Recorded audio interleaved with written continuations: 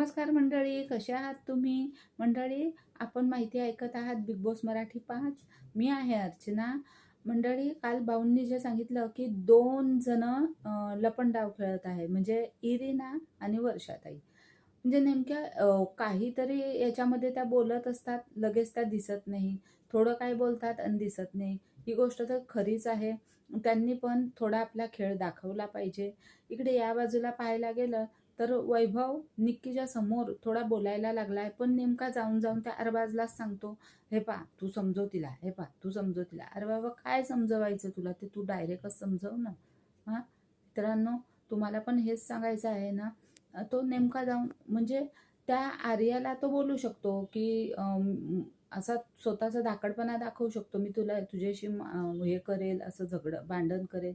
आणि त्या अरबाजला जाऊन जाऊन निक्कीचं सांगतो. मित्रांनो, खरं आहे ना हे? तुम्हाला कसं वाटलं?